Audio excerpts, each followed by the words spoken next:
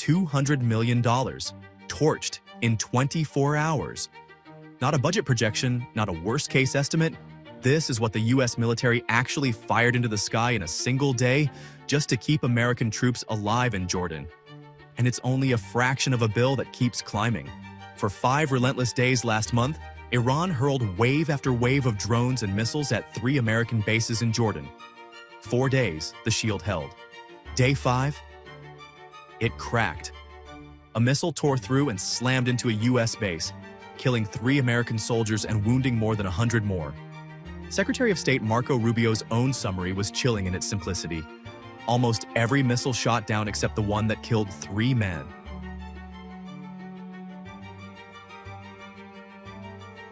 Now here's the number that should stop you cold.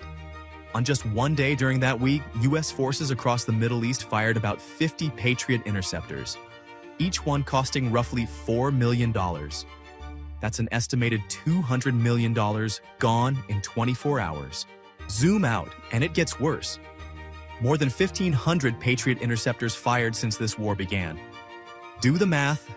At $4 million a missile, that's an estimated $6 billion in interceptors alone. Gone in a matter of months. Not years, months. And what's left to defend America's troops?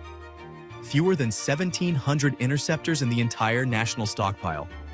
The US only manufactured about 600 of these missiles in all of last year combined. At the rate this war is consuming them, replacing what's been spent could take nearly 3 years of full production. While the fighting isn't over. $6 billion burned, a stockpile racing towards zero, and a production line that can't keep up. So how did it get this bad? According to Vali Nasser, a professor at Johns Hopkins School of Advanced International Studies, the answer traces back to the White House itself. Nasser says President Trump and his national security team assumed this fight would be short. Short enough that it would never threaten America's Patriot interceptor stockpiles. That assumption, experts say, is exactly what left the Pentagon scrambling months later. And yet the official line doesn't match the ledger.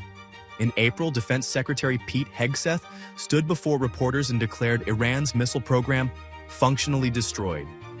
Months later, Pentagon spokesman Sean Parnell flatly denied any shortage at all. But officials briefed on the real stockpile numbers paint a starkly different picture.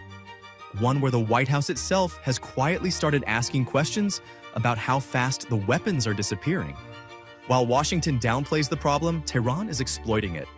Iran studied Russia's tactics in Ukraine, flooding the sky with missiles and drones together to overwhelm defenses, and turned that exact playbook loose on US forces across the Gulf. Its leaders are scattered into hideouts. Its nuclear assets are buried hundreds of feet underground. And it's pulled in allies from hundreds of miles away to attack from every direction at once. $6 billion incinerated, a stockpile bleeding toward empty, a Pentagon standing at the podium insisting nothing's wrong. This isn't just a war being fought overseas, it's a war being paid for, missile by missile, dollar by dollar, faster than America can rebuild what it's spending. The question isn't whether the money runs out, it's what happens to US troops the day that it does.